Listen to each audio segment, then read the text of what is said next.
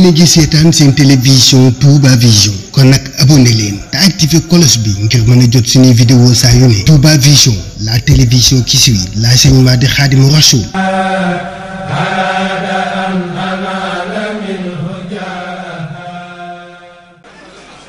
lil Mustafa sabuma taqdimi min sil wujudi sil baqal qadimi lil Mustafa sabuma taqdimi min sil wujudi sil baqal qadimi lil muntaqa asra sinina sajihat madhi li wajhi man hadani bijat hadiyati min al muharrami ila hibbi jumada li tuqallidu al ilam min rajabin ila intiasin jah hadiyati kiltal humalil jam مدى خديمه مدحا يفوخ وهو الخليفة اللواء والرفيق من سنني خير القديم المصطفى فإنني أقدم بما اصطفى أقدمه إلى دخول الجنة دار القرار والمنى والمنى أقدمه إلى دخول الجنة دار القرار والمنى والمنى من ظن أنه يكون أبدا مرضيه بما كخدمتي بدا فخره دلال والإدلال ينخاد لي منه بالحلال مدات مدخل لي برولي مدحا وانا عن مثلي كل ولي مدات مدخل ما ينبى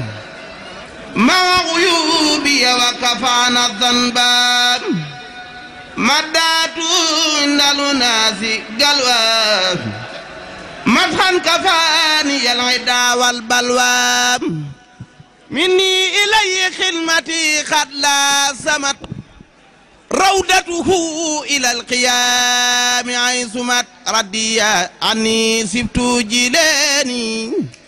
عليه رضوان الذي أعلاني ردي عني سبت جيلاني عليه رضوان الذي أعلاني ردي عني سبت أبو الحسن عليه رضوان يخلد الحسن ردي عني سبت تجاني عليه رضوان المبين الجاني ردي عني خلفاء أربعة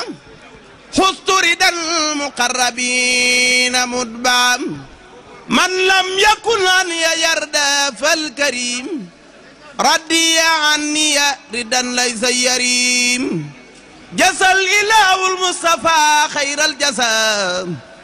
كما تقبل الوعد النجزاء صلاة من كرمه يا القالي على الذي دون المراء الخالي صلاة من كرمه يا الخالي على الذي دون المراء الخالي عليك يا مختار باجتهادي في كل ساعة على الرسال ولازم التقوى ورم تعلما. È stato cancelliere al consolato a Milano, si chiama Fofana Djibril Fofana, è il nuovo console generale a Milano, sì, il nuovo console. Sì, era cancelliere prima. Sì. Prego. Grazie. On est au courant de ce qu'il a fait pour la communauté, on la remercie. Ha detto che sa tutto quello che hai fatto, che è successo. Sì, anzi la prima cosa che ha chiesto, ma è lui che è stato ricevuto dal presidente, l'ho detto di sì, ha detto bello, è un onore per me.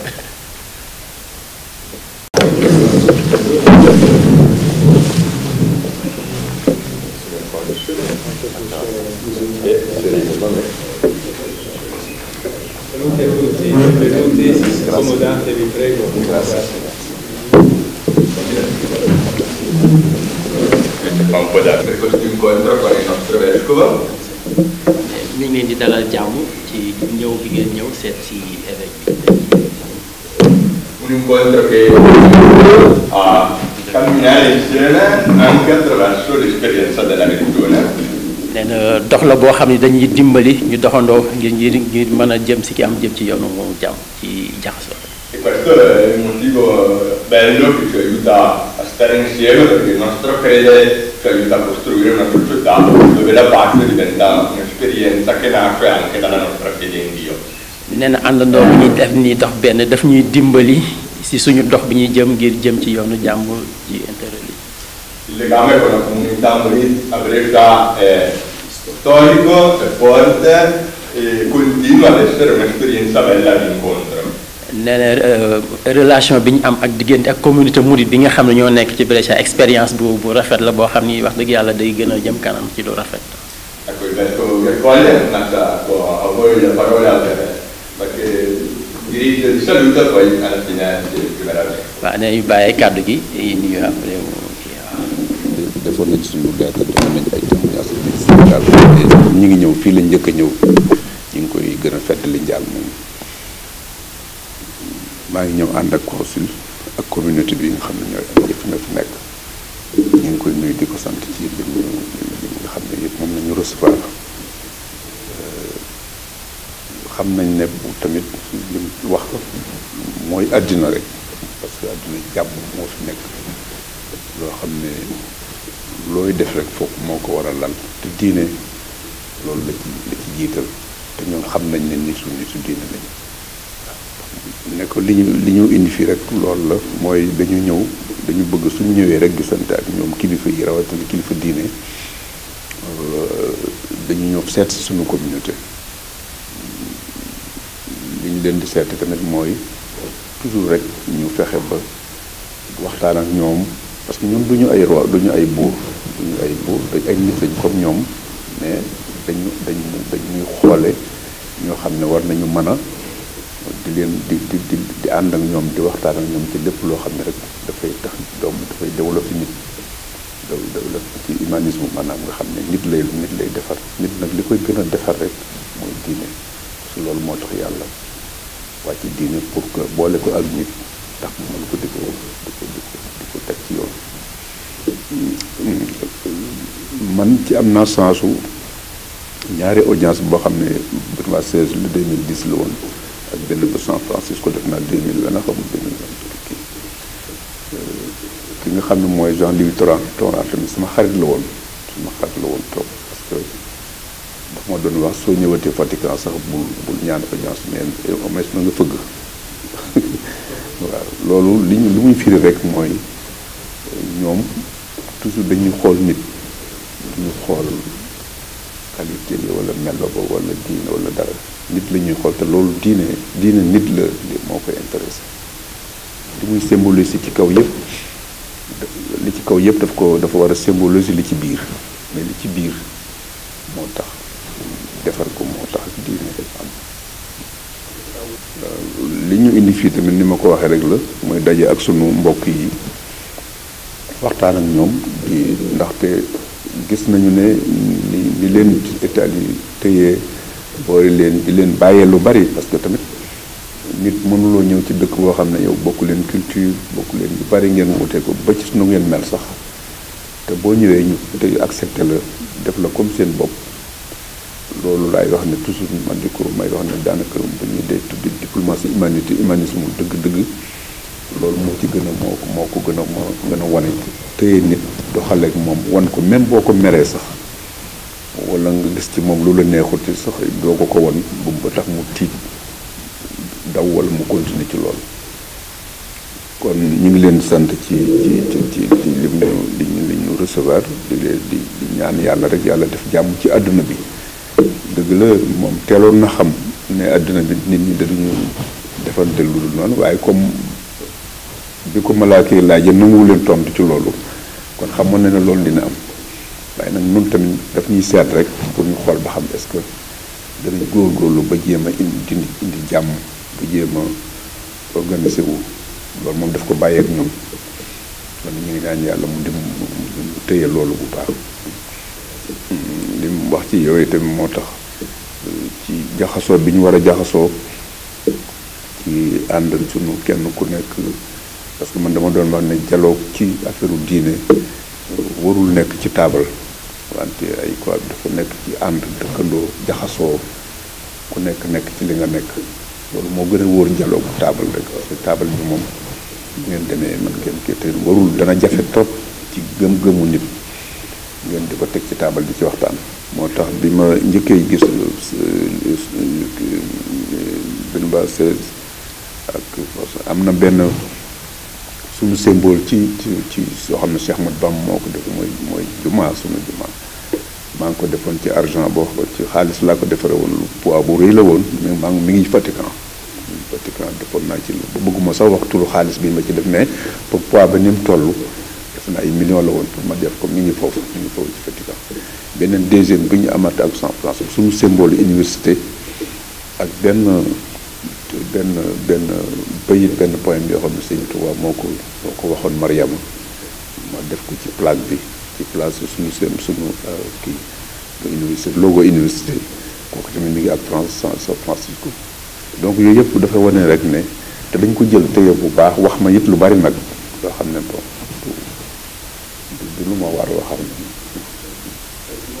nag ñun dañoo bokk ci dëkk boo xamante ne dañoo privilégié dialogue interreligieux. Dico che noi facciamo parte un paese guidato, diamo la priorità al dialogue interreligioso. Voilà comme ni ko sëñ bi waxee rek warul nekk rek loo xam day nekk ci ay table mais dañ ko war a gën a dëggal. Come che appena detto Selimamo, non è un qualcosa che fa soltanto sul tavolo ma dobbiamo proprio vivere. Voilà su ñu nekkee dëkk boo xamante ne dañuy privilégié dialogue interreligieux ñu ñëw dégg ni communauté mouride bi nga xamante ni moo nekk Brescia ñu ngi am relation bu baax ak catholique yi nekk fii loolu dañ ciy kontaan dañ ciy fier trop. Essendo un paese di dialogue interreligioso, se veniamo qui a Brescia sentendo che la comunità mouride ha un bel rapporto con la Chiesa è una cosa meravigliosa. Donc loolu ñu ngi leen ci sant bu baax di leen ci gërëm di wax que ni loolu rek la ñuy woote ndaxte àdduna benn rek la ñun ñëpp ay benn rek doomu aadama rek lañu. Perché vogliamo soltanto questo, perché nel mondo siamo tutti uguali, siamo esseri umani. Voilà tey nag dama fi ñëw pour accompagner sëriñ bi ci manifestation yi nga xamante ne ni moo ko fi andi fii mooy 8 juin bi ak xool communauté bi nga xamante ni ñëpp dañ leen a xamee ci liggéey yëngu topp li nga xamante ni moom la ñu digle bàyyi li nga xamante ni moom la ñu fi tere donc su sëriñ bi ñëwee ci manifestation yu mel ni duñu mën lu dul encadrer ko duñu mën lu ñu accompagner ko ndaxte mu ngi nekk ci wàll boo xamante ne ni suñu rôle la waroon nekk. Oggi è venuto accompagnando Selim Mamon anche per le giornate che abbiamo qua, che è l'8 di giugno, che il comune di Pontificato di qua è dedicato a Cheikh Ahmadou Bamba, insieme con lui per la comunità, perché sa che tutto quello che stiamo facendo devono essere cose che deve essere soltanto così. En tant que représentant de l'État duñu mën lu dul gërëm leen ci relation yi nga xamante ni moom moo am ci diggante communauté mouride ak catholique yi nekk fii leen di wax que ni ñu ngi leen di tàllal suñu loxo di leen di won suñu disponibilité à ce que ñu raffermir bu baax relation yi nga xamante ni moom la ñu seq ñaari communauté yi moom la ñu seq. Come rappresentante del governo del Senegal non può essere che venire qua anche darvi la mano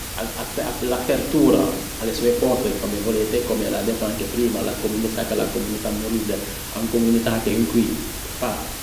segue le regole, fare quello che dovete fare e lasciare quello che non dovete fare. nee na mi ngi sant àndoon naa ak yow ci Pape Ba tey mu ànd ak yow ñëw ci vescovo bi loolu mbégte la ci moom. Ringrazio anch'io di aver partecipato a questa riunione, a questo incontro che ritengo possa avere una qualche rilevanza anche con il dialogo interreligioso a Brescia. Tra le varie comunità con il dialogo anche questa ha la sua importanza. nee na mi ngi sant ci daje bi ñu def tey ci li jëmale kanam ci dialogue interreligioso bi ñi nga xam ni moom la ñuy def fii nii ci Brescia. Vorrei sottolineare quanto detto Papa Leone nel recente incontro con la religione. nee na dafa bëgg fàttali li nga xam ni Papa Leone waxoon na ko ci diggante diine yi. Tra le altre cose ha chiesto l'impegno a tutti di essere concordi e liberi. nee na day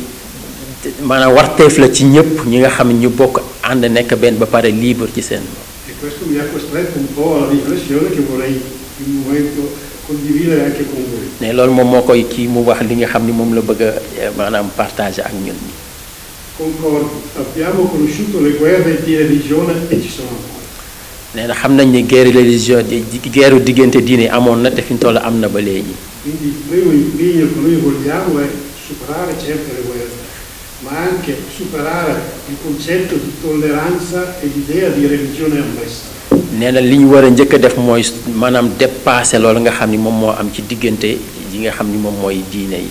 In questa parola concordia io ci vedo un po' anche il cuore, non solo l'intelligenza e la volontà, ma anche un po' il volersi bene, perché se è solo in ricerca intelligenza e cultura forse deviamo un po' da quella che è la scelta. nee na si baatu concordia boobu muy wax da ci sentir maanaam xol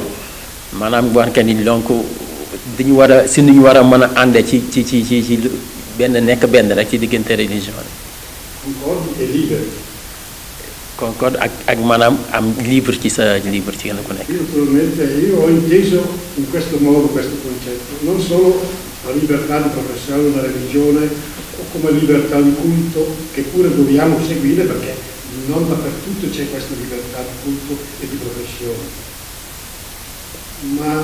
vorrei intendere anche come libertà personale, come libertà soggettiva di aderire alla fede, di adesione alla fede. nee na du nekk rek maanaam libre ci def sa diine wante libre tam kenn ku nekk tànn ci yoon bi nga bëgg a jaar nga jaar. Io non vorrei prendere una lezione. Quello che mi ha ispirato queste parole. nee na nekkul ni dafa bëgg a jàngale wante li daf ko inspiré li Pape bi waxoon moo tax mu am téléphone pour wax. Perché se la religione è una risposta che l'uomo dà a Dio, questa risposta deve essere libera, se no non ha senso. nee na fekkee maanaam diine réponse la boo xam ne yàlla moo ko jox ci nit ñi donc dafa war a nekk loo xam dafa war a libre ci nit ki. E penso proprio libero, ad esempio, di cambiare religione. maanaam kenn ku nekk libre maanaam dem ci diine bi nga bëgg a dem. Porterei a fondamento di questo mio pensiero, siamo nella casa di Paolo VI, la comune umanità che continuamente Paolo VI a cui ha fatto riferimento. Questo principio di comune umanità che ci dà anche la libertà di aderire anche alle religioni, alle varie religioni. nee na loolu nga nee na moom li mu xalaatam ci li nga xam ni ko papa bi waxee woon que ni nit ki liberté boobu kenn ku nekk am na libre dem tànn diine bi nga xam ci nga bëgg a dem nga dem. E finisco la scomunica. La libertà anche dalla religione. nee na ak am libre ci sa biir diine tam. Non dobbiamo non possiamo condannare qualcuno, neppure l'ateo, ma metterci con libertà e di cuore al suo fianco. nee na waruñu ñun condamné kenn ku nekk dañ ko war a bàyyi xoolam ñu koy gunge ko ci li nga xam moom la sentir def ci xol. Io sono sicuro che se riuscissimo a entrare in questo ordine di cose sarebbe più facile anche per noi vivere, e non esagero, e gustare quello che è il rapporto tra le religioni. nee na buñ ko dundee rek moom li mu xalaat ci jàpp na ni dina gën a yomb dialogue bi ci diggante diine yi mën a grazie. Quello che ha detto e quello che hai appena detto, quello che ha detto Dio anche sul Corano, anche quello che ha detto tutti i suoi libri santi. Allora, ha detto che la persona deve essere libera, Dio ha detto che se vuoi puoi credere, se vuoi puoi anche fare meno di credere, perché lui legge questo, legge anche la Bibbia, legge tutte le libri sante. Questa libertà Dio l'ha lasciata anche alla persona. Comunque, è detto che la persona, l'umanità che ha i suoi problemi persona, ma in mano alle religioni, sono le persone che hanno problemi. Anzitutto io vi ringrazio di essere qui e vi dico che ho molto piacere di incontrarvi, sono felice di aver ascoltato le cose che avete detto. am na mbégte ci ñëw bi ngeen ñëw seet si ko ak dalal gi ngeen si dalal wax dëgg yàlla xolam sedd na ci li nga xam ni moom la fi dégg. Mi permetto allora anch'io di dire a voi quello che sento nel cuore. mais ngeen dana ko permettre mu wax li nga xam ne moom la sentir ci xolam. E parto da questa espressione che mi piace molto, quella del dialogo tra le religioni, dialogo interreligioso. day tàmbale rek ci wax jooju ñuy wax dialogue ci diggante diine yi. La prima parola è la religione, su cui vorrei fermare un attimo l'attenzione. Nee na li ñuy jëkkee rek mooy ci diine nga xam ni moom la bëgg ñëpp mu déglu ko bu baax.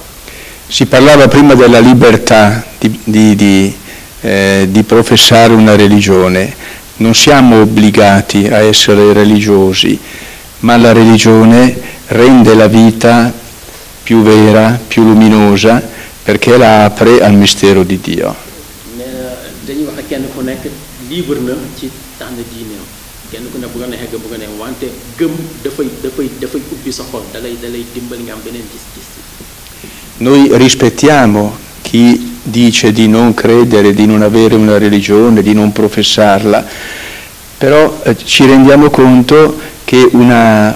decisione di questo genere si priva di una grande ricchezza. Nee na moom d'accord na ci nit ki libre ni bu ko neexee bañ a gëm bañ a def nekk wante gëm na ni gëm nit ki gëm day am beneen richesse boo xam ne day am ci xolam bopp te boo xam ne bu gëm. La religione permette alla vita dell'uomo, al suo cuore e alla sua intelligenza di attingere a una sorgente che è quella di Dio. Nee na gëm dafay dimbali nit ki nga xam ni daf koy gën a xëcc jëmale ko ci Yàlla. E le diverse religioni sono diverse strade che conducono a Dio e tutte dunque meritano rispetto. Lim gëm mooy diine yëpp ay yoon la yu jëm ci Yàlla ca yoon bu ci nekk dafa jar ñu respecté ko. Quando una religione è professata in maniera autentica, l'umanità riceve un grande beneficio.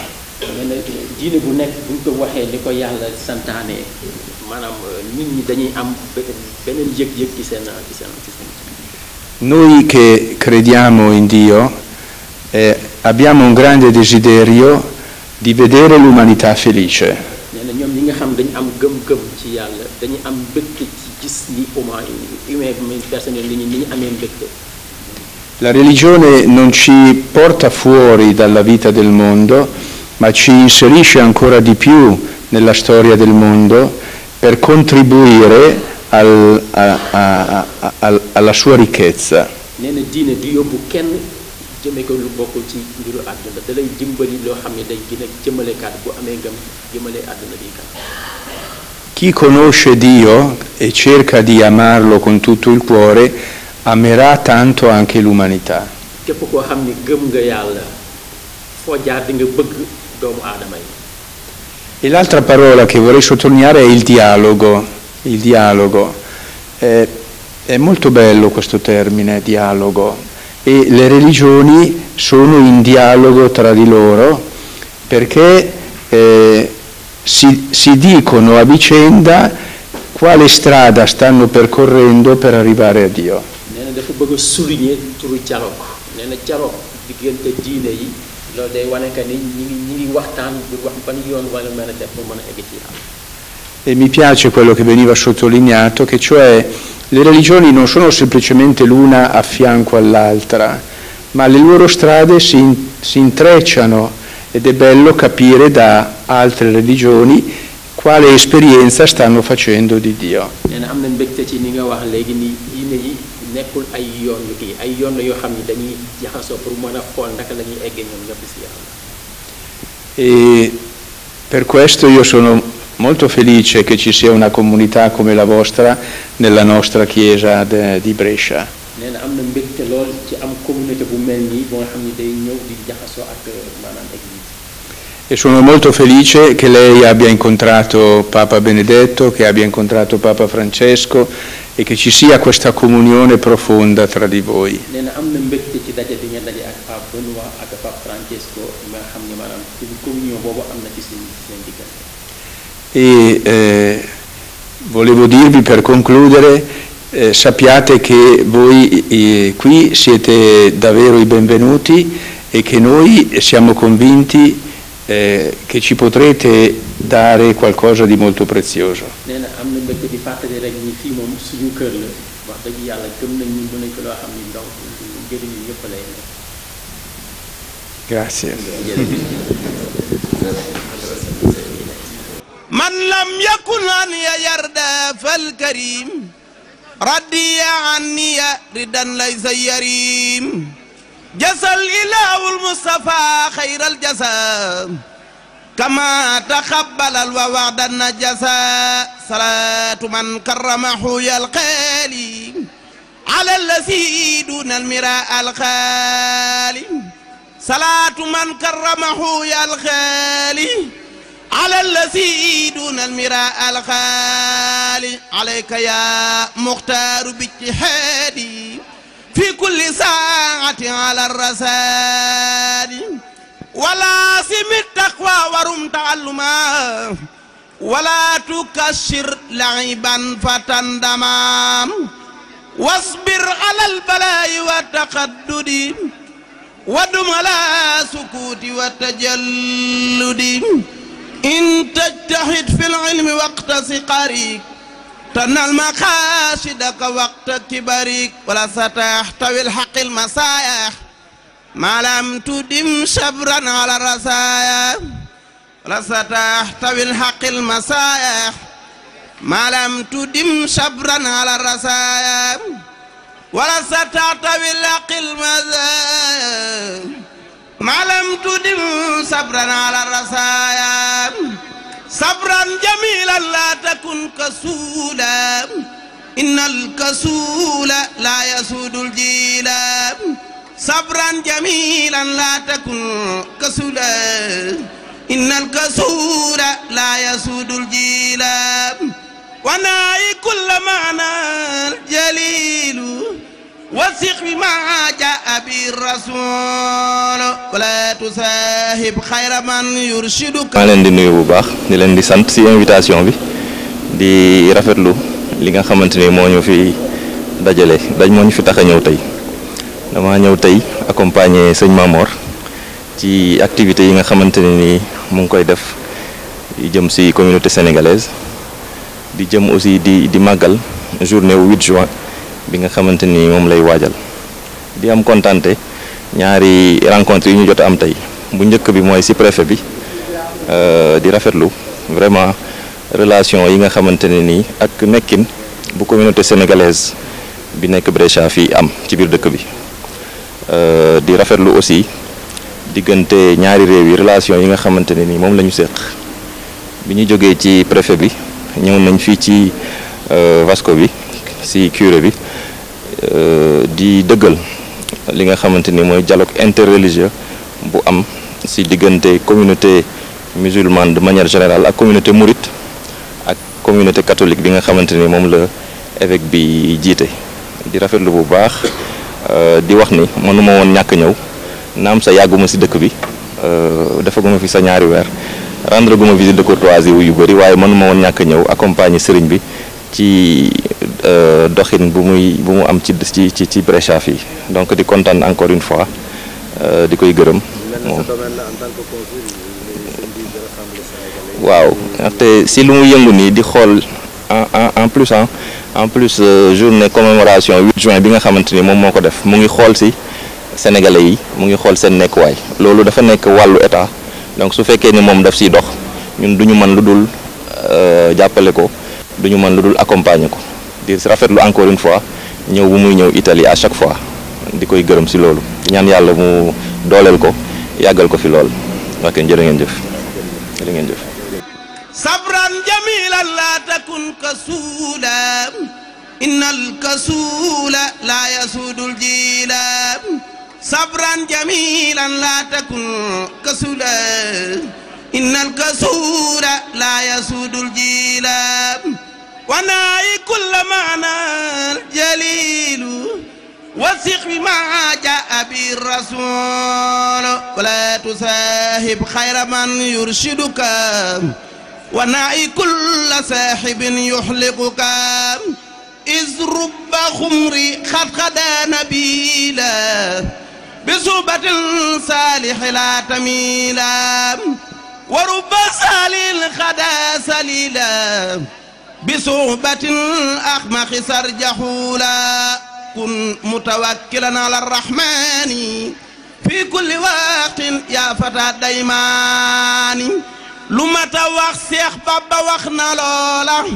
lu mata jëf Seex Ibra Faal jëf na loola ku sopp da bay maam Seynabu. jërëjëf mbokk yi nga xam ne ñoo ñuy déglu ak li ñu seetaan Pape xam nga Serigne Mamor moom Cheikh Mamadou Mourtada mi nga xam ne wax naa leen waxtu wu nekk foo ko seen mi ngi liggéey l'islam mbokk yi bu newul ci wàllu éducation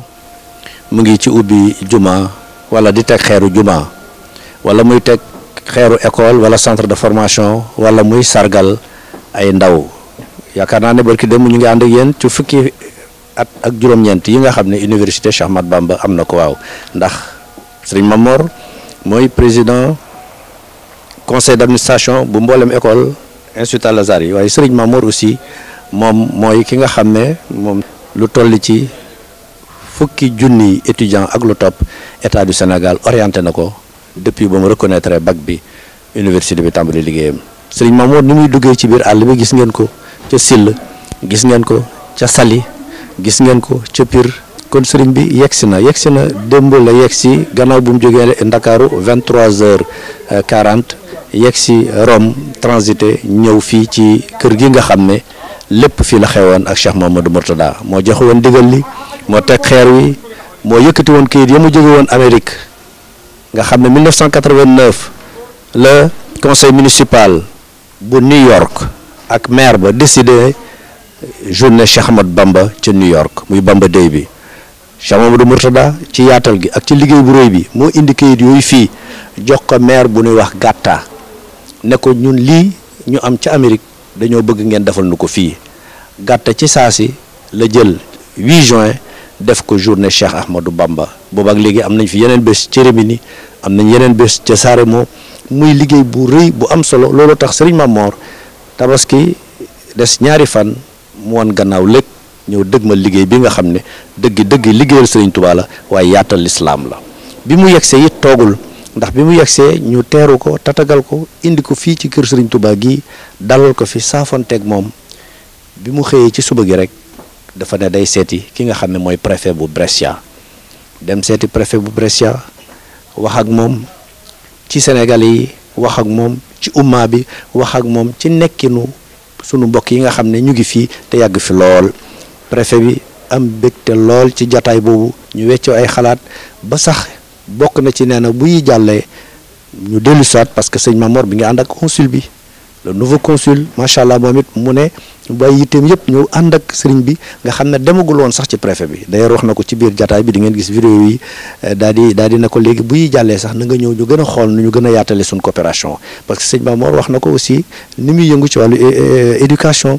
mooy institut Al-Azhar presque 100 000 apprenants université Cheikh Ahmadou Bamba lu toll ci 10 000 étudiants jaar fa am seen licence mu ne nag liggéey boobu ngay liggéey ak lii ngay def nii te ñun Brescia loolu lañ gëm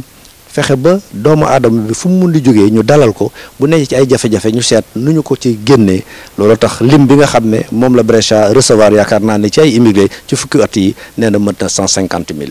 waaye ñu defee ne sëriñ bi l'infatigable bi mu noppee ci préfet bi rek dafa dem ci évêque bi aussi waxtaan ak moom indiwaat waxtaan wu yàgg wi nga xam ne yàgg na koy wax nee na rencontré na pape bi ñaari pape yëpp daje na ak ñoom wax na symbole yi mu leen jox waaye wax na dialogue nee na dialogue ci wàllu diine du lu ñuy def ci taabal ndax conviction la diine ngëm-ngëm la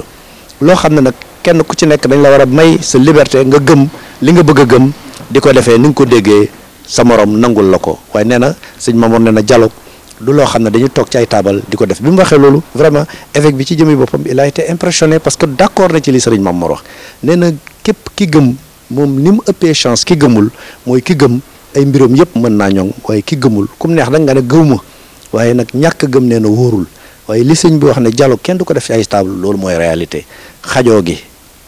ñëw fii ci dëkk bi xam ne capitalu christianisme bi fii la nekk daje nga ak pape bi ay yoon nga ñëw seet si préfet bi yemoo ca nga dem seeti évêque bi te mboolem tournée bi noonu la koy doxee ngir lan ñu gën a bàyyi xel Sénégal yi fii xam nañ ne fu ñu nekk dana am ay jafe-jafe waaye ñu xam ne ay jàmbaar yu ñëw fii rek la di daan seen doole ñu am ngëm-ngëm ñu am pas-pas ñu am diine ñoo xam ne fàggulu leew rek leen yëkkati kon lépp lu ngeen mën a def ba yaatal leen rek ngeen yaatal leen yaakaar naa ne jataay yooyu yëpp dund nañ ko muy jataay yu am solo yoo xam ne incha allah danañ ànd ak yéen ci image yi ngeen gis ko Serigne Mamor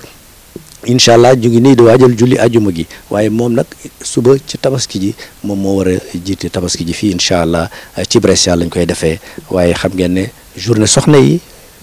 le 7 lay doon muy bëccëg boo xam ne dañ ko jagleel soxna yi ndax soxna yi ay jàmbaar lañ rawatina nag soxna yi nekk fii ci bitim réew mbokk yi am nañ bés boo xam ne dañ leen ko jagleel incha allah soxna jaara la tudd Serigne Mamor dina ci ànd ak ñoom waaye nag le 8 juin incha allah ca Brescia danañ ànd ak yéen ci ay image danañ ànd ak yéen ci ay interview danañ ànd ak yéen ci lépp loo xam ne day mel ne yéen ñi nga xam ne fekkewu leen ko yéen a ngi koy dund mbokk yi kon programme boobu daal moom lañ fas yéene ànd ak yéen nii lañu ko dooree ci liggéey bu am solo boobu nga xam ne sëriñ bi du sonn du tàyyi ndax yéen ñi ko doon topp xam ngeen ne dem nañ fi Tamba jóge fi Tamba dem fi Sil dem fi Kaffrine xam ne dem nañ fi Pire dem nañ fi Saly maa ngi koy wax léegi ci njëlbeen gi dem nañ foo xam ne ni sëñ bi yoon yu baaxul ci yoon yëpp la sëñ bi emprunté ni muy duggee ci àll bi di dajeek windey pël yi ñu koy dalal ci ay néegi seng mu tàng jër doo ko xàmmee ak bu ñëwee fii ñu dalal ko ci barab yi ci taax yi amul sëriñ Mamor bi benn sëriñ Mamor lay doon li ko yitteel mooy fu bokk taalibe yi nekk rek mu fekk leen fa ngir lan seere liggéey bu am solo bi nga xam ne ñoom lay liggéeyal l'islam ñoom la ñuy liggéeyal yàlla parce que nee na leen ay missionnaire kon mbokk yi incha allah ànd leen